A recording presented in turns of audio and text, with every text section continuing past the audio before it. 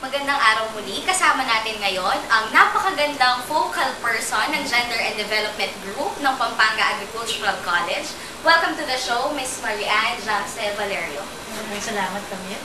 Okay. So dahil ang ating show ay pinamagatang patas na patas, marapat lang siguro na pag-usapan natin kung ano ba talaga or paano ba magiging patas na patas sa isang lipunan. At mag-uumpisa yan, syempre, sa gender and development. So, Miss Anne, ano ba yung role ng gender sa development? Bago sagutin yan, ano muna yung ibig sabihin ng development? So, ang development is defined as the sustained capacity to achieve a better life. Okay, lahat tayo gusto natin magkaroon ng magandang buhay. Diba? So, bilang sa ating desire o sa ating kagustuhan na magkaroon ng better life, ika nga, ang gusto sana natin ay ma-address itong mga gender concerns. Kasi nakikita natin, ang gender ay may malaking epekto, okay, para ma-realize natin itong kagustuhan natin magkaroon ng better life. Okay, hindi, kapag sinabi kasing better life, hindi lang ito yung kumakain ka, humihinga ka, tutulog ka, marami pang aspeto ito. At isa sa mga nakikitang mga bagay na para ma-attain natin yung better life na yun ay through gender. So, pag sinabi natin gender, halimbawa ako, isa akong babae, gusto kong maging piloto. Kaya ko ba na maging piloto? Yamang ang pagiging pilot, di ba? It's a man thing, sabi nga nila. Kadalasan nababanggit yung it's a man thing. Okay, pero, sa gender development, wala tayong nakikita na it's a man thing, it's a girl's thing. Kadalasan, kung ano yung pwedeng gawin ng isang lalaki, tulad, halimbawa, sa pagiging piloto, nandun naman sa kakayahan din ng babae yun. So, pwede na maging pilot din ng isang babae. O, dahil nababanggit na natin yung mga term ng babae at saka lalaki. Sa biodata, di ba meron yung column, ma'am, yung sex or gender. Usually, ang sinasagot natin is male or female. Pero tama ba yun? Kasi parang magkaiba yata ang sex at saka gender. Ano ba talaga yung differences ng dalawa? Okay, pag sinabing sex, ito yung may kinalaman sa biology. Okay, so, maleness or femaleness. And this has something to do with the traits or the physical characteristics, okay, of male or males or females. So, ano ba yung talagang distinct na physical makeup ng bawat isa? So, let's say, yung mga sex roles na tinatawag natin, no? Ang mga babae, meron silang developed na uterus as a characteristic. Okay? Pero yung sex role nila, pwede silang manganak. Something like that. Okay, sa mga lalaki naman, wala silang developed uterus. Among the males, meron silang penis. Mga females naman, may vagina tayong tinatawag. Or among the females, meron tayong developed breasts. Among the males, hindi naman ganun ka-develop yung kanilang breasts. So, it all depends kung ano yung meron ka sa pwede mo magawa sa bilang sex roles mo. Inborn yun. Okay? So, after we have discussed what is sex, now let's move on dun sa tinatawag nating gender. What is gender? Gender is a social construct. Ito ay gawa ng ating lipunan base dun sa interaksyon ng mga tao. At unlike in sex, wherein consistent ito, kung ano yung sex role mo, kung nasa Africa ka man, sa Pilipinas yun din yung magiging sex role. Sa gender, iba siya. Yung genders are considered as things that are appropriate. Okay? And it has something to do with masculinity and femininity. Okay? Pag sinabing appropriate, ito yung mga attitudes, behavior, okay, o yung mga pagkilos, na sinasabing bagay dito sa pagiging babae at bagay sa lalaki. Pero, these are just constructed or created by the society. So, sabi mo kanina, Ma'am Anne, ang sex role, kaya nasa Africa ka, kaya nasa Pilipinas ka, parehas lang. Pero ano ba yung mga gender roles dito sa atin sa Philippines usually? Examples ng gender roles, malaki kasing bagay yung paningin ng society o ng lipunan dito sa ating kakayahan. Subalit, minsan, sa pagtingin ng lipunan, minsan naiiba rin. Doon sa expected nila o yung what they deem as appropriate. For example, kapag babae ka, kailangan mahinhin ka. Kapag lalaki ka, kailangan ikaw ay brusko, maskulado, or sigat, matapang. Kapag babae ka, ikaw ay confined sa bahay, ikaw yung tagaluto, o ikaw yung nanganganak, ikaw yung tagapag-alaga ng bata. Ang lalaki, siya yung breadwinner na tinatawag. So, in charge lang siya doon sa pagdadala ng pera sa pamilya. Okay? At hindi siya tumutulong sa bahay. And mostly, ang mga gender roles natin, they have something to do with the so-called gender stereotypes. So, ano ba yung tinatawag natin na gender stereotypes? Mga gender stereotypes, ito ay mga generalizations okay, which may not be true for They are other not people in true, the society. Okay? Pag kasi generalization na ganyan, parang nilalahat at kinakahon yung mga tao in terms of gender. So, can you cite us specific examples? Specific examples, sa mga babaeng lalaki, kadalasan, pag babae kailangan, ganito ka lang. Okay? Kapag babae ka, ikaw yung magaling magluto. Okay? Kailangan kapag babae ka, ikaw yung gumagawa ng mga gawaing bahay. Kapag lalaki ka, kailangan hindi ka naglalaba. Okay? Di ba yung mga terms nga na under desire? Sayang, nawawala yung pagkapacho. Nawawala yung... Tapos meron pang term na manliness. Yan, kapag nakita nilang nagsasampay ka, sinasabi nila under ka, o kanya naman, wala kang say sa pamilya. Which, in reality, hindi naman palaging gano'n. Kasi nga kailangan natin magkaroon ng isang patas na paninindigan. Okay? And then, may I just ask, kung pinanganak ka dun sa sex mo as a female, does it mean na hindi ka pwedeng maging masculine dun sa gender preference mo? Not necessarily. Okay? Ang sex mo may be female, pero pwede ka rin maging masculine. Okay? Kapag male ka, pwede ka rin naman maging feminine. Okay? Kasi nga, assigned lang ko ng society. So, ibig sabihin, malaking bagay talaga yung stereotyping dito sa ating lipunan. Do you think it projects a negative or a positive impact to the society? Mostly, I think, for gender stereotypes, nasa negative impact natin. Because it limits the way we think of ourselves, and so it also limits what we can be in the future. Okay? Meron tayong capacity to do and capacity to be. Okay? We can do this, but then sometimes, yung idea na, ay, babae ako hindi ko kaya, so, nalilimit yung capacity to be natin. Okay? Tulad nga na example kanina sa pagiging piloto. Okay? Kapag babae ako, hindi ako pwede maging piloto, kailangan mahihin ako, kailangan hindi ako aggressive. So, sa isip natin, nililimitahan yung pwede natin gawin. Pero kaya naman natin. Okay, so meron bang mga tips or ways para maiwasan natin yung pag-gender stereotype? Yeah.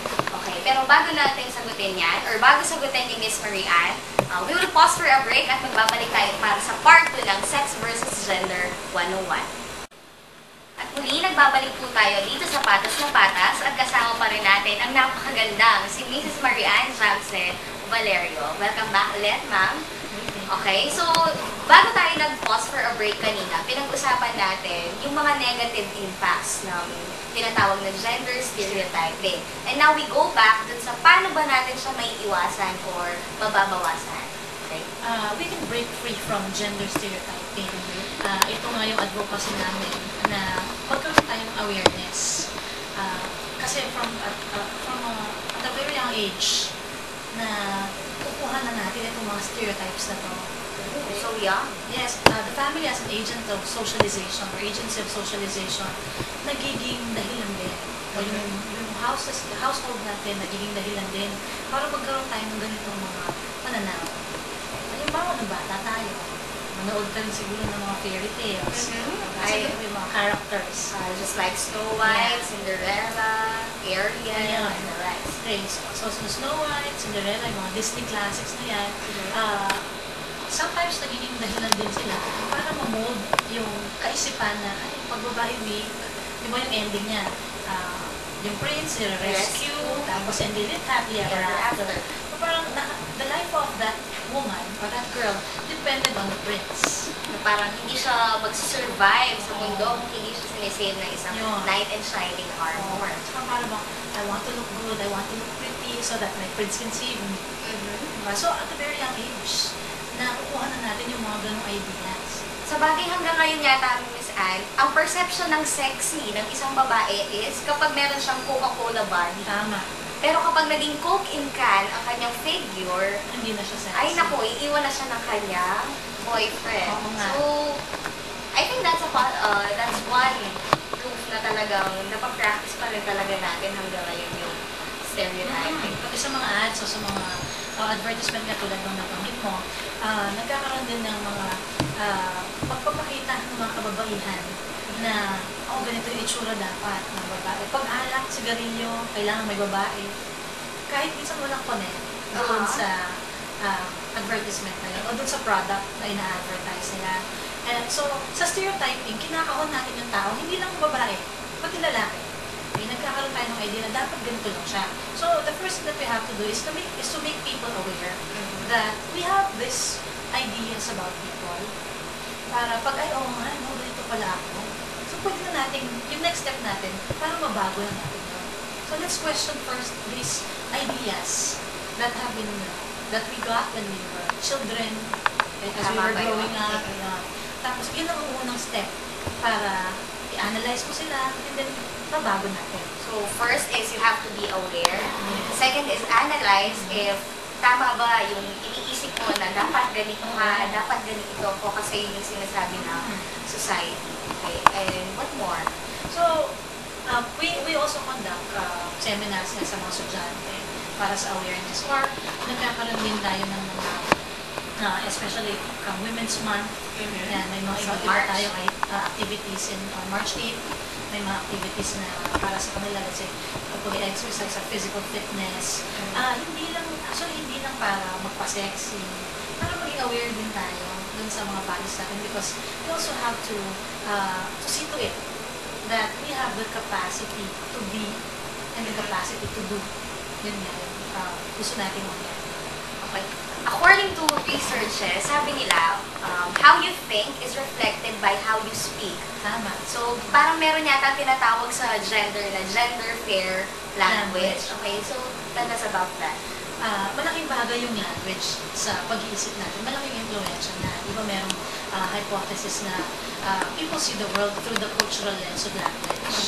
Okay, so ang language, nakikita natin na when we think of a word, right? So, ibig sabihin, and when we say a word, nagre-reflect on yung ating perception. Okay? In gender-fair language, we try to eliminate discrimination through language. Okay? Halimbawa na lang, doon sa, naka-receive ka ng invitation. Ano nakasulat dyan? Mr. and Mrs. let's say, John Santos. So, nasa ano yung pangalan ng babae? Wala, di ba? So, nandun lang doon sa Mrs. Pero nakadepende pa rin siya doon sa status ng Mr. Actually, hindi nga nakalagay yung pangalan niya doon. So, parang wala talaga siya. Ang nandun lang is Mr. John Santos. Yes. So, sa gender-fair language, we try to eliminate discrimination from language. So, what is the right form para maiwasan yung Mr. and Mrs. John Santos ngayon? So, we can include, let's say, if the girl is Janice, so Mr. and Mrs. Janice, John and Janice Santos. So, Mr. and Mrs. John and Janice Santos. So, silang dalawa dapat nakabanggit dun sa invitation. Sa bagay, dun mo pa lang talaga makikita na fair kasi silang dalawa, they are included in the invitation. At saka pwede na natin tanggalin yung miss na lang. Kahit single siya. Okay, para hindi palagi naka-attach yung identity niya dun sa lalaki. So, for the viewers, kahit Mrs., pwedeng dating tawagin na Miss ang isang babae. What more about gender? Pareho naman sila. Let's say, parehong doktor. So, let's say, Dr. John and Janice Santos. Ang gawin natin, Doctors John and Janice Santos. Kasi pareho na lang sila. Or let us also do away with exclusionary terms. So, what are those exclusionary terms? Yes, lady guard. Lady guard. Yan. So, para bang lumalabas na ang guard pang lalaki na, ang pagiging guard pang lalaki. Diba? So, pwede na lang natin lagyan ng guard na lang. Because it's a universal term as well. Instead of doctora, let's just say doctor. Okay? Instead of stewardess, pwedeng ang ating option dyan would be flight attendant. May mga policeman, kaya law enforcer. Imbis na yung may mga man. Yes, we just have to know kung ano yung mga alternatives natin. Minsan kasi nakakasanayan natin na lady guard. Okay? Guard na lang. At least naman, mas madali yun. Okay? Guard na lang. Pero yung, let's say, fireman. May firewoman ba? Pwede namang firefighter. Firefighter pa kaya. I think. That's very very good. Okay. So dahil napag-usapan na rin natin kanina na parang women are viewed as objects, lalo na din sa mga commercial advertisements na meron tayo ngayon. Yeah. Are there any laws that you can cite for everybody's information? There are a lot of laws or legislations on women as well as children. We have the Magna Carta of Women. Okay, nandyan din yung Anti-Sexual Harassment Act. Okay, these laws seek also to eliminate discrimination in all forms against women. Okay, nandyan din yung Anti-Vowsy or Violence Against Women and Children. Okay, Anti-Child Pornography Act. Okay, nandyan din yung Anti-Photo and Video Voyeurism Act. O yung Anti-Boso Law. Oo, anti-boso. Diba? Yung mga ganyan. So, marami ng mga legislations, marami ng mga batas. Women can also join the police force. May mga batas tungkol dyan. In the case of, let's say, anti-sexual harassment, yan, nakadetalye dyan ano ba yung mga repercussions kapag kapag nagkaroon ng ganitong mga cases at ano yung pwedeng gawin ng isang victim. We also conduct seminars on that. Baka naman magtaka yung mga tagapakinig nating lalaki na bakit yung gender and development, puro pang babae lang yata. Why do they mostly cater women? Paano naman kami? Ano yung sagot ng gender dyan? Ang joke nga ng marami mga legislators dyan bakit, kasi naman bakit hindi nag-organize yung mga lalaki? Okay? We probably hear of the groups such as Gabriela, diba, na siya talaga naman ang nangunguna doon sa pagsulong ng karapatan ng mga kababaihan.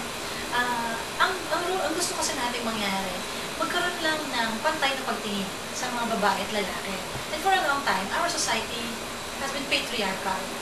Kumbaga bias siya towards the males. Kumbaga ang boss ay yung mga men alone. Okay. Sa mga sexist jokes, pinupuntil yung mga babae. Okay. Sa pananaw natin, or let's say, in jobs, maraming babae sa isang opisina, pero yung head nila, lalaki. Marami yung mga sekretarya, maraming employed na babae, pero yung boss nila, lalaki pa rin. Diba? So, para mabawasan, kaya tayo nagkakaroon nitong mga ganitong pagkilos, and therefore, nagkakaroon din ng sagot ng ating mga legislators. So, there are now laws on women. So, ano po yung maaari yung mensahe para sa lahat ng kababaihan, young and old alike, na nakikinig sa atin ngayon? Okay. The first thing that we have to do is we have to be aware of the stereotypes in our society. Okay? And do not let these stereotypes define you. Okay? Iba yung kaya mong gawin at iba yung iniisip mong iba na kaya mong gawin. Alam mo kasi kung anong pwede mong gawin at anong kaya mong gawin. Okay? So, do not let the stereotypes define you, especially gender stereotypes. Okay? Marami na ngayon yung mga kababaihan na lumalabas. They are breaking free from these stereotypes. At nakikita natin na umaangat naman. Nagkakaroon ng better life itong mga kababaihan na ito. Okay? In reality, kapag ang babae kumagdala yung study niya sa lipunan, meron din naman corresponding effect din sa kalalakihan.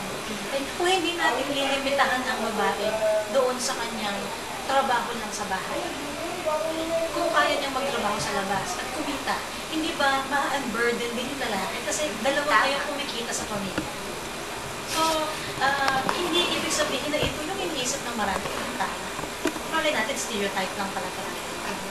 So, parang ang main message natin dito, Miss Anne, is two heads still are better than one. And we might as well complement one another, but not let, hindi natin kailangan maging inferior at hindi kailangan yung isang sex is maging superior. Although ayaw din naman natin na bumaliktad ang sitwasyon. Tama nga yung sabi mo, ayaw din natin maging superior ang mga kababaihan at maging inferior naman. Hindi parang binaliktad lang natin ang sistema, pero yun pa rin naman. We just want to have equality, okay, between men and women. Okay, so I think it goes like this. Equality, open-mindedness is the correct formula, or is the perfect formula in achieving development in a third world or in a developing country. Thank you, Ms. Anne, for the opportunity.